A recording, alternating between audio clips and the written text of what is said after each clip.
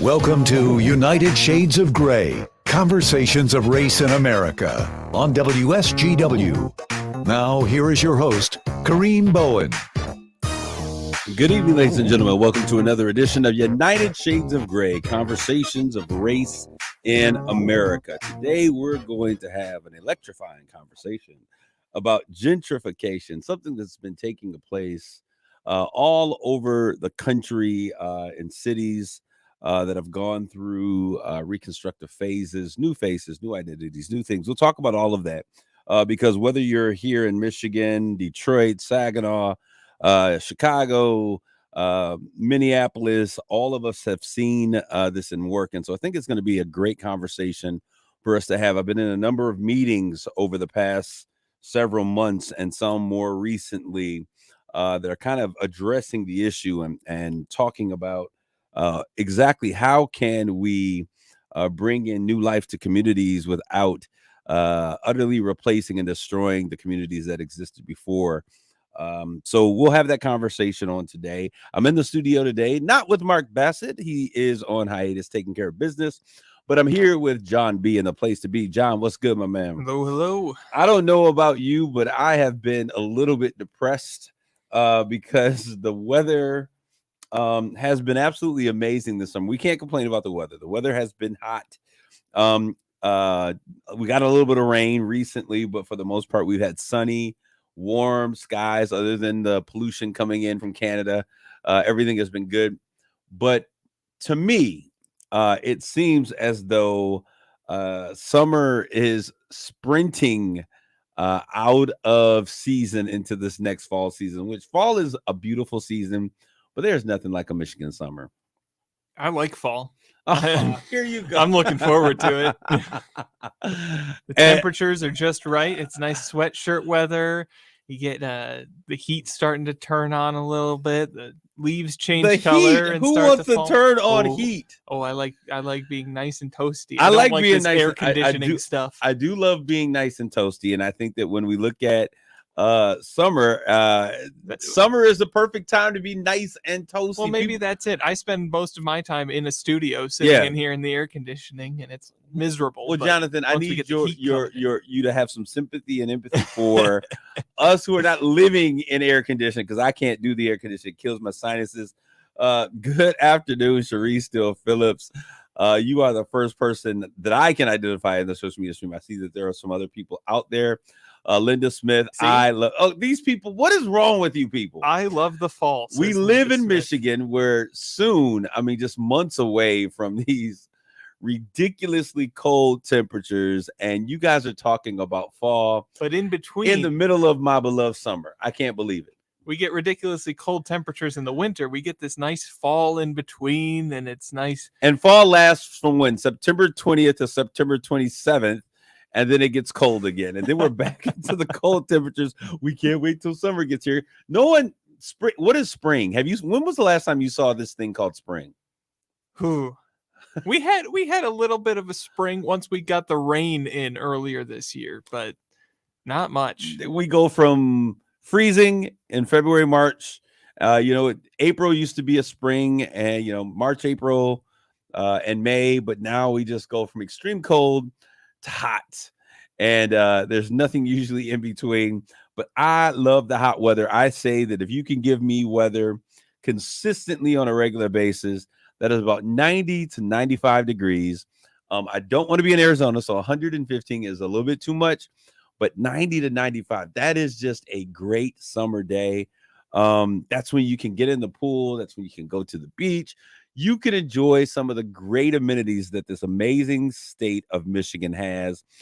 Any place in the Midwest, we're snowbirds. Well, not snowbirds, because snowbirds are getting to Arizona and Florida during these times, but we are just snow laden for so much of the time, or not even if it's not just snow, it's just cold. Who likes the cold weather? Jonathan, he's like, no, thanks. And I see our listeners are tuning in with you. They want the fall weathers. They're saying no thanks to my 90-degree plus weather temperatures. I don't know what's going on. I'm losing control around here. But so we're moving well to your delight and my chagrin. This year is just passing by. It is now, August. We're recording this on August 2nd. You'll be listening to this on August the 6th. We're almost into the second week of August. We're pushing so fast. The kids are in school in 2-3 weeks. They go back before Labor Day this year. So they'll be back in school before you know it. Yes, thank you. Finally, the sunshine and heat provide such happy feelings. I am an August baby. I need the sun. I need the warmth. I need the energy. The vitamin D just kind of flows through my body when the sun is out there. Somebody's probably like, okay, can we keep going? No, I'm not going to get off my soapbox because I only got about 30 days left of warm weather before we turn into something else. But I certainly thank you guys for tuning in. I want to talk about something, John, that you won't find it in our script for today, but it was the funniest thing that happened to me. We understand that we're in the cancel culture era where everything you say gets you canceled, or if not canceled, it will get you a firestorm of responses. Okay, I made I don't want to say it was a mistake because I meant what I meant and I said what I said. I woke up one morning and I was feeling myself and everything that was going on, and I accidentally stuck my hand in the beehive. And what I mean by that is I made a post on social media regarding Beyonce and some of the things that she's doing. And wow, yeah. The post was being shared at an alarming fast rate. People are responding. I'm getting new friend requests so people can either tell me off or support my vision. Direct messages. It was absolutely crazy. One of the things that is for sure in this country and in this time, we love our entertainers, our celebrities, period. And it's crazy because we have taken hard stances. There is no longer gray areas in life. There are no longer areas where we can agree to disagree. It's either my way or the highway. I hear you talk about that all the time. Our people are so hard-lined in their thoughts and their processes and the way we deal with things. And so I made a post about Beyonce. It was a simple post. She did a video shoot. I'm not sure if it was a shoot or if it was in concert, but she was pregnant at the time. And she did a series of images that were in what do you call it? In tribute to this African goddess Oshun, who is in essence, she would mirror in essence in many ways. And I want to be very careful how I say this because there's going to be some historians out there that are you said, and I won't even get into the conversation. She mirrors in essence what most people would attribute to the goddess Venus or Aphrodite, fertility. Okay. She's a water god. They have the whole thing create the water. Anyways, I made the fact that we have to be careful on the types of things that we allow our young people to be exposed to. Not only young people, but ourselves. And that we allow Hollywood and the entertainment industries to portray, and they slide in images and concepts and ideas that may not necessarily gel with us in terms of who we are, our spiritual being. Because I'm a man of faith, and that means something to me. And in Beyonce's career, starting off, I absolutely loved, Destiny's Child. When she got with Jay-Z, and I'm not blaming this on Jay-Z because she's her own woman. But when she got with Jay-Z, it seemed that there was a changing in music. He began to produce her, and there's the changing in character, the types of words, the things, the phrases. There was a whole image and a message that she gave. I love the Lord Jesus Christ. He's my Lord and Savior. And now we see these portrayals of things that are not consistent with biblical faith. And I think it's an important distinction. And we cannot be so in love with our celebrities that we allow them to filter in ideas and beliefs that interrupt or intersect or converge or diverge from our faith is probably the better word. So I said that, and Whoa, boy. The bees started buzzing. But I was really surprised, Jonathan, at how many people who call themselves people of faith, and I say it that way. I don't say Christians. I say people of faith, that were jumping in to Beyonce's rescue. I'm like, how do you serve what the word of God says and also stand true with what Beyonce presents in her worship of other goddesses and gods? How do we do that? Now, I didn't see the post, but Yes. was the post in condemnation of what Beyonce did, or of a reflective nature of, hey, this is out there. This is a good time to think about, hey, be careful what you're looking at. Be careful what you're thinking. Well, you know what? Since we're having this conversation, because I think that those are two different things. No, I think that they absolutely are. And so when I wrote, I'm going to tell you this. I'm going to be very honest with you. When I first wrote the post, I woke up that I don't even understand this. This was a couple of days, maybe even a day after her tour, and I think I was really blown away that she's really selling out concerts. I think people say she's one of the best entertainers on the planet. I think she is the best entertainer on the planet at this time. And, you know, she and Taylor Swift are doing things that have never been done. And it's amazing that these women are having this great success, which I think is great. But I think that we have to also be aware. So I'm going to show you, and I'll let you read and see the image yourself. I wish we could put this up for our audience. And I probably should have given this to you, but I'll see if I can get it. So This is the image that we had. Okay. All right. So we get this image. This is Beyonce, and this is an image. She's pregnant here, clearly. And this is an image that she did, and it's in reference to the goddess Oshun. And I'm going to read really quickly what I said. And I wrote it, I deleted it, I wrote it again, I went back and deleted it because I was like, I don't feel like dealing with these crazy people. And then the Holy Spirit spoke to me and said, are you willing to allow what people might think or how they might feel to deter you from standing up and taking a position for your faith?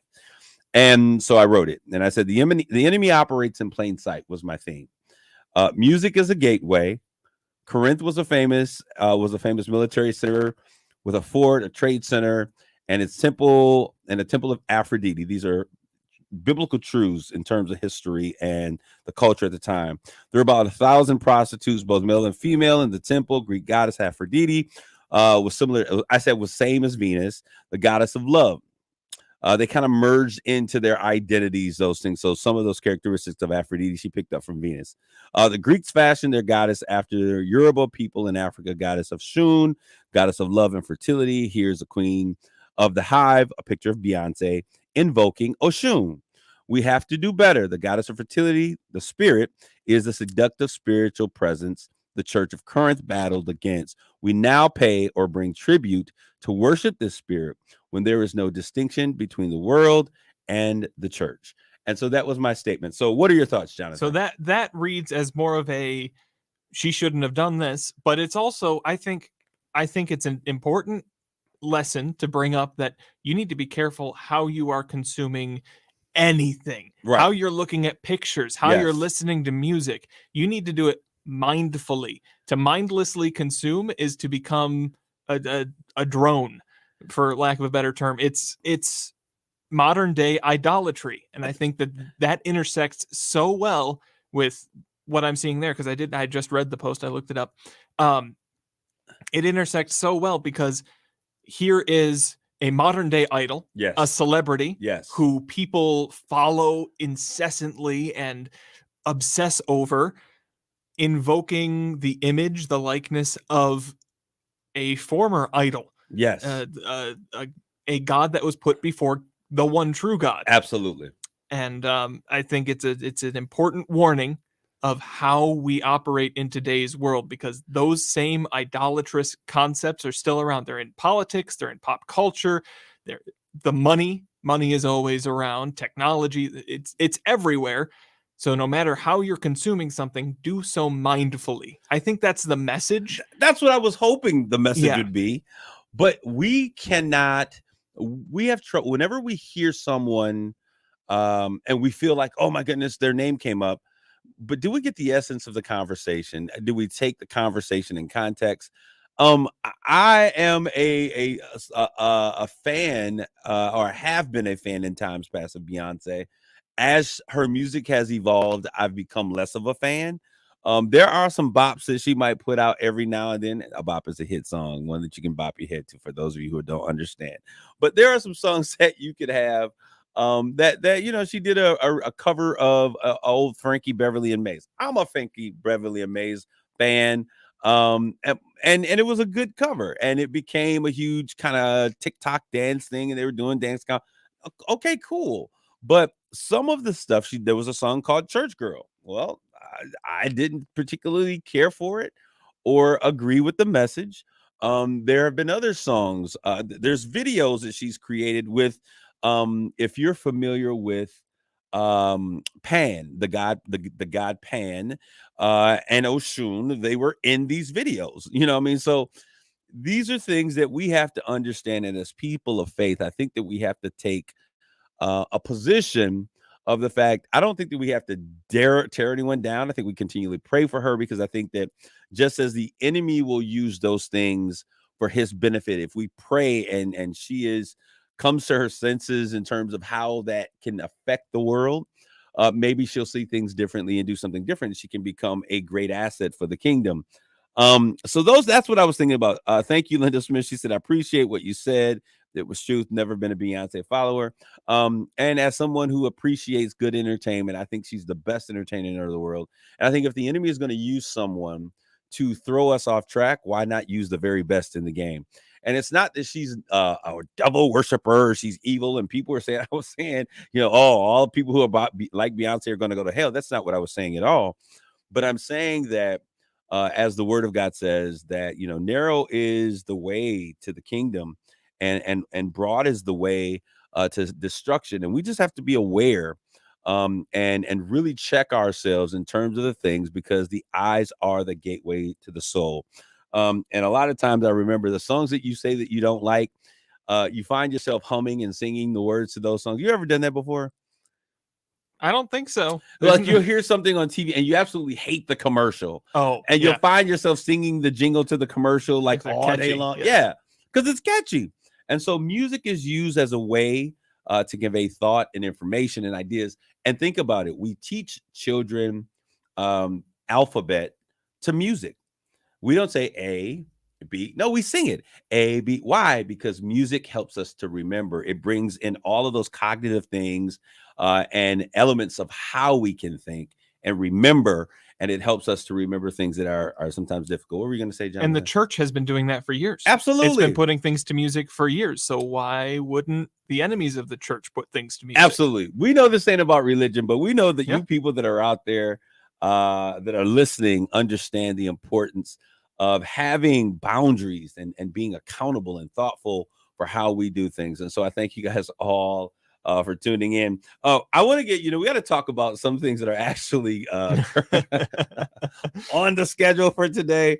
I want to celebrate, and I'm going to give a shout out once again to the life and the legacy of Geraldine Anderson. I've learned so much. This is my mother's godmother, a lady that I grew up since I can ever remember time as Aunt Gerald. And I just thought she was my grandparents' friend. Dwan Knight, so the guy that is putting his post up, if you're watching on social media, I'm putting his post up. He began to get involved, and he was sharing. I've known Dwan since we were at Michigan State University. Dwan says, what's hard is when people dispute facts by saying things like they don't worship the goddess, they just admire and honor them. It's like, huh? That's exactly it. And it's because we don't want to see our idols or people that we and that's what it is. It's an idol. People that we respect or admire. We don't want to see them cast into a negative light. But I've seen grown men crying when she comes out and screaming. I'm like, I've never seen people respond to an artist like this other than the Beatles. I mean, it's crazy. But anyways, we're going to get to the new thing. Thank you, Dewan, because he got involved, and then he became, I was like, thank God for Dewan, because he began to be the target for many people's conversations. And I slid out the back door. Sorry, I'm not as a good friend as you are, Dewan. I was not fighting that battle. I said what I said, and I left out the door. But congratulations once again to Life Will Live. Geraldine Anderson, 109 years old. I don't want to live to be 109 years old unless I can live to be 109 years old the way that Geraldine Anderson was 109 years old. If 80 is going to be all the years that I get healthy and able to take care of myself and live, I mean, even if it's 70, I'll take that. She was she was full of understanding, wisdom in her sound mind and body. It was an amazing thing to see. And it was one time, I remember this was a while back. She was 102 years old, and she was taking care of her baby sister, who was 100 years old, driving around and all of this. It was the craziest thing in the world. But anyway, she's going to be laid to rest. I found so much about her and how she was a missionary. And she started many of the churches here in the mid-Michigan area that were under a particular denomination, the Churches of God in Christ. I did not realize that she was so involved. There was a governor's award. She, for 20 years of service, working with children of abused families. And I'm like, this is absolutely amazing. So I just wanted to give her a shout out. I want to move on to other things. We got 3 minutes here, and this is about all the time I have for this next thing. Your guy, I know you're going, why do you keep calling him my guy? For the record, everyone who's listening, number 45 DT is not Jonathan's guy. I just kind of play that. That's an internal joke. Thank you for the disclaimer. You may proceed. Oh man, we saw yesterday again. Is this his third indictment that he's gotten since leaving the office as president?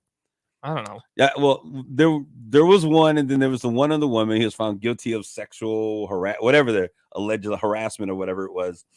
But now this one is on basically the election denial and all this other stuff.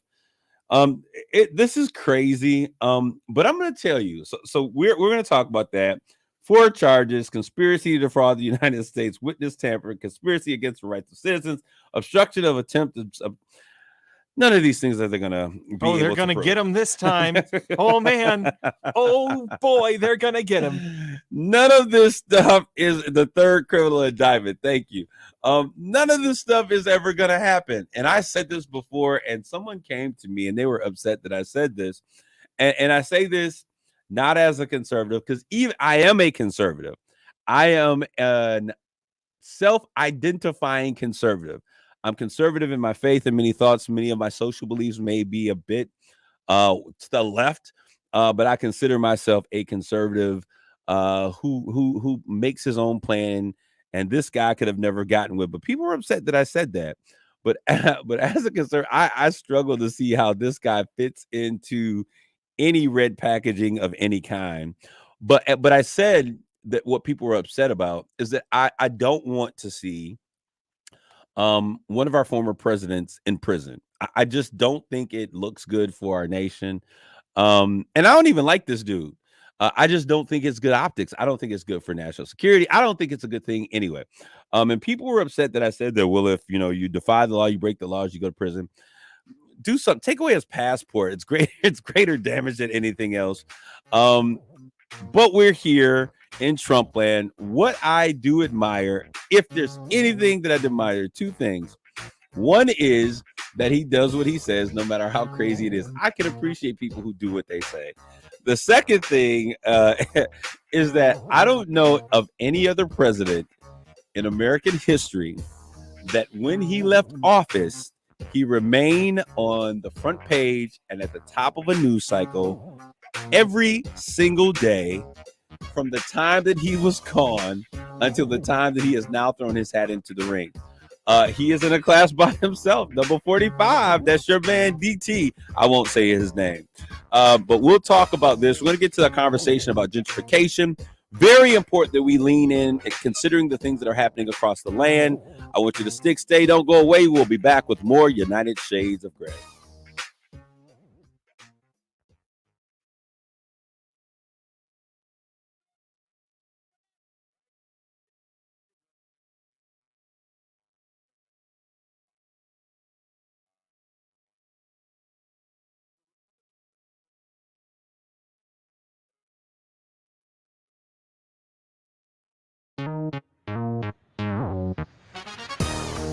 You're listening to United Shades of Gray on WSGW.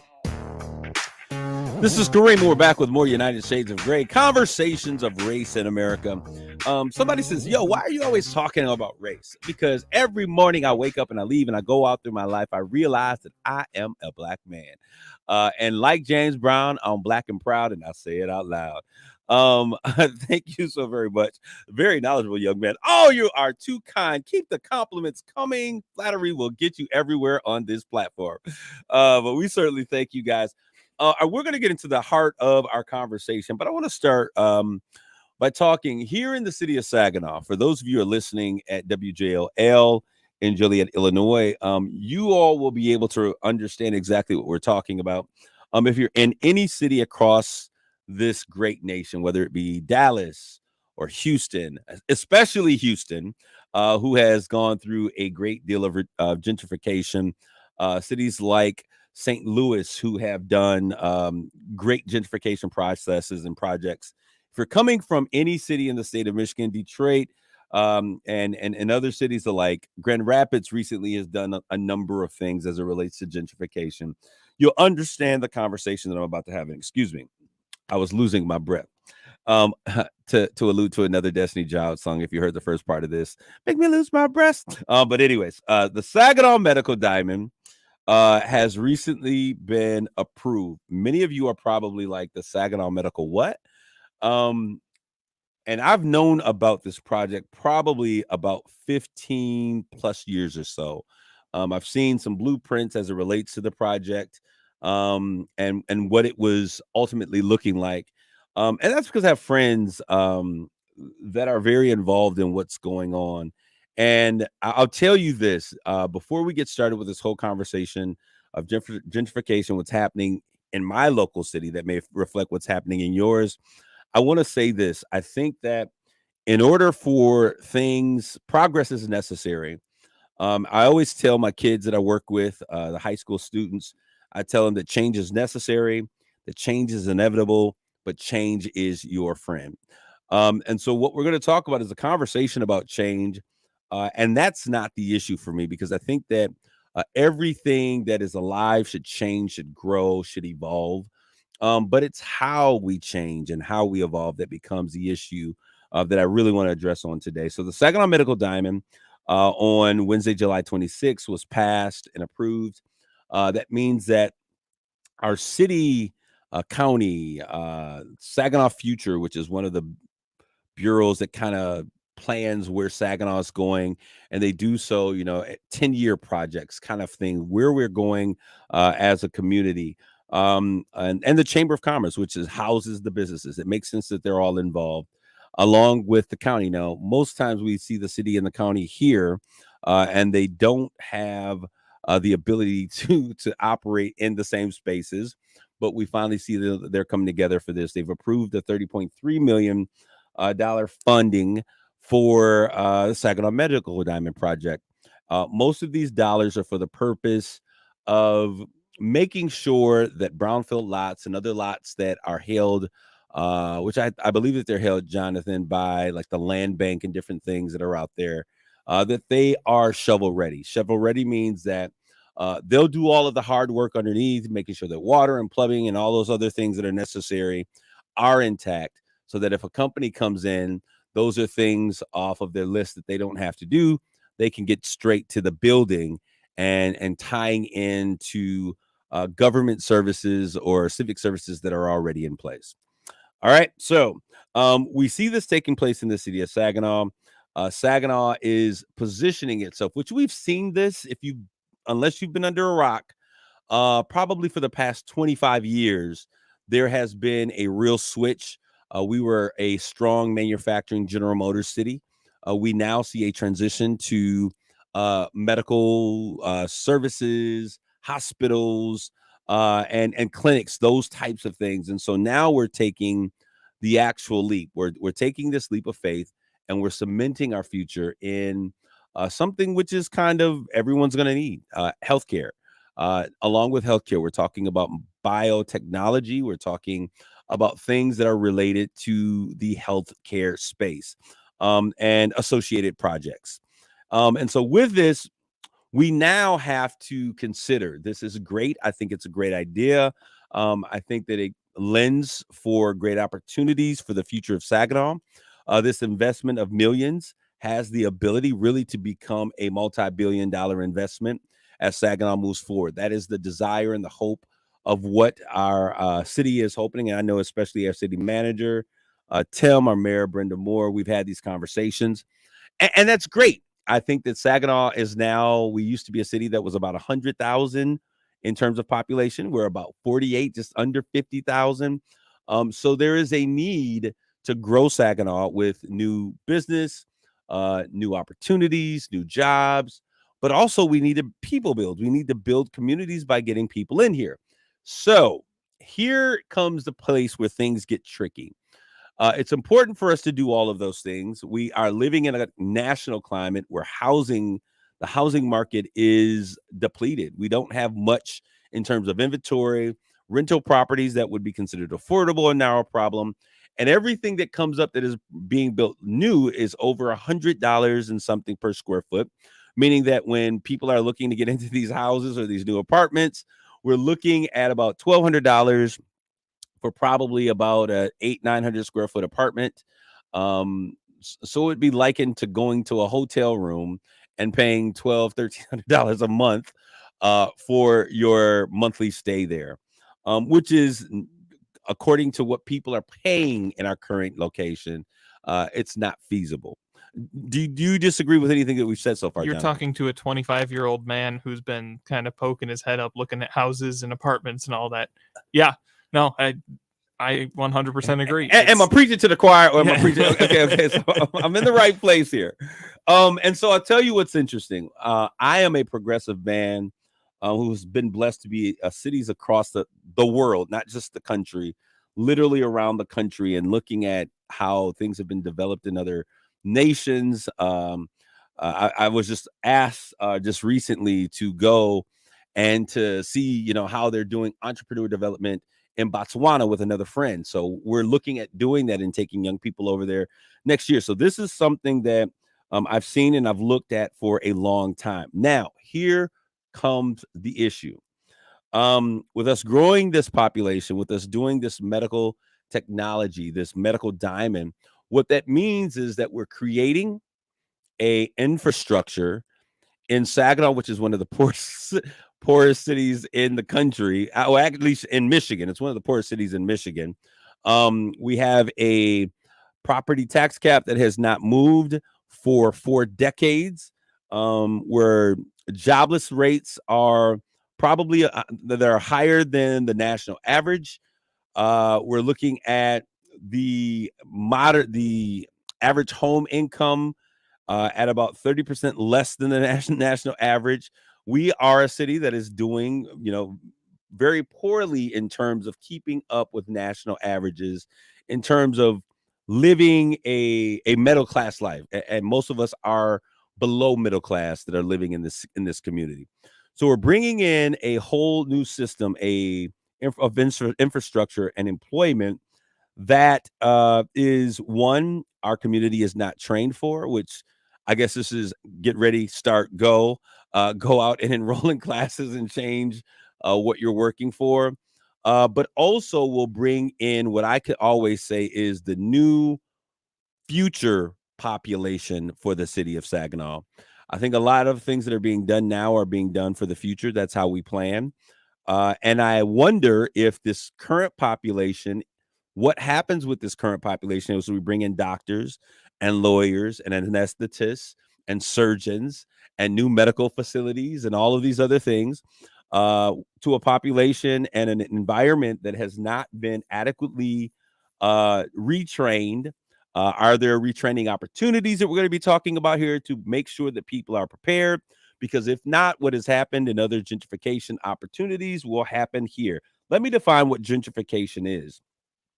It is a process whereby the character of poor urban areas is changed by wealthier people moving in, improving housing, and attracting new businesses, typically displacing the current inhabitants in that process.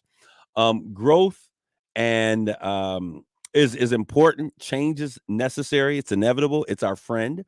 But we have to think about how we make those changes. Now, I had a conversation with a very wealthy person in our community that operates a banking system in our community. I just wanted to say that to make sure that we weren't thinking of it was one individual. And in my conversation with this individual, I was talking with them about how do we influence greater entrepreneur spirit among African Americans, business owners, small business owners. Hey, why don't we get together? We can do some pitch competitions. We can give some training. And the response was, why do we always have to give them something? And so that was the response. Well, this is the interesting thing, because just about 2 months ago, this is probably 3 months after the time that I sat with them and they said, why do we have to give Black people things? Why don't we, they just jump on board. They are now interested in doing urban housing and development in Black communities to help Black people. Now, if you're laughing right along with me, because my concern is this. Yes, we need housing in our community. But when housing is met by people who don't understand the population in which they're working, and this person hasn't spent a day volunteering, operating, coming to, or really meeting with people in our community until this came along, we have to be concerned about those things. And so as we talk about this entire process of gentrification, and this will not be a one-show conversation, I think that we have to think about those things and how we are going to make this happen. Because what it means is we put a structure in place, we build out, this new things. It's great that we're getting shovel-ready sites. These new businesses move in. In this case, we're looking at really going after healthcare industry and making this a medical hub, which means all kinds of jobs and opportunities. With that, it means that there's going to be doctors, lawyers, attorneys, medical students, staffing, hospital administration, that are all going to be moving to the area to be a part of what we're creating with this medical dime, which I absolutely love. But where will they live? We've seen a tremendous increase in blight in our community over a period of time. And there's a word that we use to describe that. I'll talk about that in a minute. There's been some complaints about lots not being taken care of. And those are all ways in which communities sometimes can find themselves empty so that they can be utilized for a greater purpose. So when I have this conversation, Jonathan, my biggest issue is that when the new population comes in, we've seen this happen. And this is one of the reasons we've seen the use of the word Saganawesome. I don't want to use the word hate, because hate is a strong word, and I don't hate the word Saganawesome. And I don't want to say I'm triggered by the word Saganawesome, because I'm not triggered, but I'm bothered by the word Saganawesome as a replacement to the word Sagnasty. And here's why. I've said this before. The word Sagnasty, for folks who have lived in Saginaw, which is an urban community, a community that has been, before it was urban, it was a country field, but it's an urban community that was built by blue collar workers, people who worked hard, who made cars so that we could ship them all over the world. It was where young people grew up on asphalt pavements in the city, playing games of basketball. And, when you take the jump shot, you say Michael, Magic Johnson, Michael Jordan. When I was a kid, those were his name, and we enjoyed those things. And they were a part of our growing up. There's a certain toughness that comes growing up in blue collar cities like the city of Saginaw.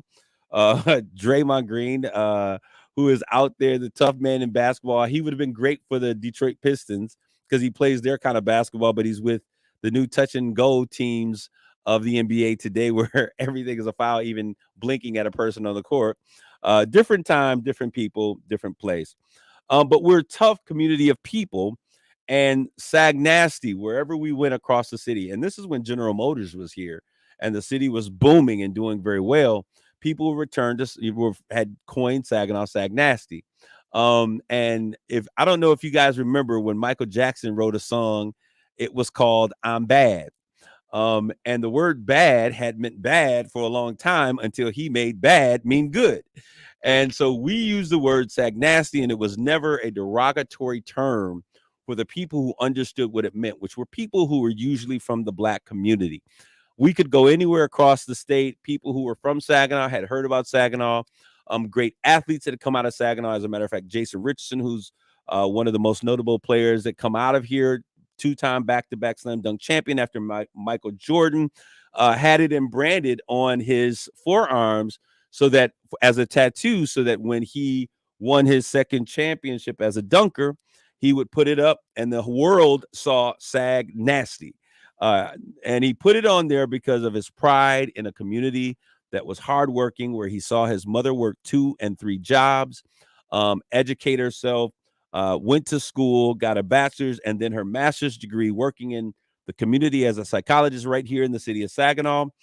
That is what Sag Nasty meant. But when people don't understand our history or the culture of a community, they come in and they save us, as has happened so many times. And so we changed it because we want to give new light and a new reputation, and we want it to be Sag-Gnosum, and it's going to be bright and happy for people, which is, I understand the idea or concepts of rebranding, but understand what something means before you come in with your ideas for change. And so just when I saw that happening, I saw there's some things that are getting ready to happen. So now the medical diamond is in place. Now new money is coming in, new businesses will come in. What happens to our current population? Well, we have conversations about housing. How many of the people that are currently in the community that are tax paying or have stakes and interest in our community are being brought to those tables? Or are we just having conversations with big bankers with big bank accounts and big friends that are going to come in once again and save underserved communities by building housing that they cannot afford? This is not just a conversation that will need to take place here in the city of Saginaw, but this is a conversation that's been taking places in communities across our great nation. All right, so here is kind of a rundown when we talk about gentrification. And Jonathan, if you have any thoughts, I see your mind churning, throw them in there, because I would love to hear what your thoughts are. Here's my thoughts, and you're giving the foundational knowledge, and I think we'll get into gentrification later. Yeah. A different show, probably. Yep. Can growth come from within? Growth can come from within, but what I think the thing that you're pointing to is there's going to be need for an outside resources and investment in our community. Yeah. I understand that. I completely understand that.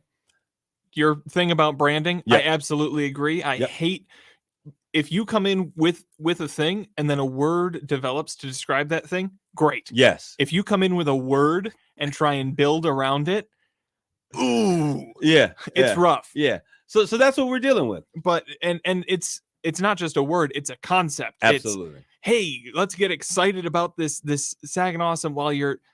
I think that example kind of made it click for me what exactly the issue of gentrification is. Yes. Now, when we're talking about it in the context of Saginaw, absolutely. I think that I don't think growth could happen. I don't think growth has happened on its own. I think there needs to be some sort of push. I do think that the current stakeholders need to be at the table, but I think they need to be able to listen just as much as they need to be ready to talk. Absolutely. I think everybody because movement is not going to happen if things remain the same. By definition, they're not moving forward. You said something that's very key. It's having a place at the table. It's called place setting.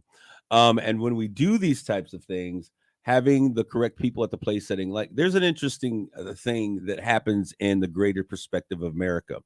We think that just because someone is Black in terms of their identity, what they look like when we see them, that they understand the Black experience. And I'll tell you this, if you've not been from the city of Saginaw, if you've never grown up near a numbered street in the city of Saginaw, if you've never gone to a Saginaw public school like C.C. Coulter or Weber or Ricker or any of these other schools, then you really don't deserve a seat at the table when we talk about issues that are important to the city of Black America in the city of Saginaw. And what often happens is that we have folk who look like folk who live in those areas, who've had those experiences, but they are not the people who have had those experiences. And I think that it's important. It's important to a community, because if I were from the city of Saginaw, I would never go to the city of Detroit to tell them what they need to do in order to really retain who they are as people. I can give them my best practices or things that I've experienced that have boded well. But at the end of the day, we need to bring the new money to the table with the community that they have a desire to come with, bring the infrastructure together and all of those people, and have a listening session all the way around. What is it that you propose to bring to this new community? What does it look like? What is it that this community, the elements of the community that are important to you that you would love to retain? And how do we create a community that embodies and embraces all of these key components while positioning us for greater growth from other outside entities? And the problem has always been that we don't allow the people who are currently a part of that community structure to really connect with the people who are part of this future building. I think you're right in some degrees, but I think that saying that people who are recent arrivals, we'll call them, they showed up after and they defectors. No, but sure, go ahead. Yeah. Go ahead. Saying that they don't have a right to a seat at the table is... No, that's not what I'm saying. Okay, but I think there needs to be compromise. When things move forward... I want to clarify that mischaracteristic, because it's important, because other people may have understood that way. I'm saying that there are people that are here in the city of Saginaw that we may consider people leaders from whatever fashion or area, but they have never been a part of the Saginaw community. But they are now. Technically. I mean, technically, that's the compromise that needs to be made. That's what I'm saying. Is things are moving forward. People are coming in. Well, this is the thing, though, Jonathan, because we've always had an issue in the Black community with other people choosing who our leaders are. That's what I'm talking about. Okay. So when I say that you aren't that they shouldn't be at the table, what I'm saying is that we need to be able to identify who our leaders are, and that doesn't happen. Because the broader community with the money chooses the people who will be most favorable in terms of what they're trying to do. And they position these individuals as leaders when we as our own community don't see those individuals as people who speak for our community, because they don't have our shared experiences. They don't share our past, and they don't share our understanding of what our community really has the potential to be. And so that's all I was saying in terms of not having a seat at the table. I think that everyone who has a stake should have a voice. Isn't that what it means? And so, but when we're bringing in these new people, we've got to make sure that the leaders that are at the table that represent these underserved communities are the leaders that community says these are our leaders. And quite often it doesn't happen, because the people who are the money individuals who have the ability to make this change happen, who are bringing this new change in the community, work with who other people assign as leaders in that particular community.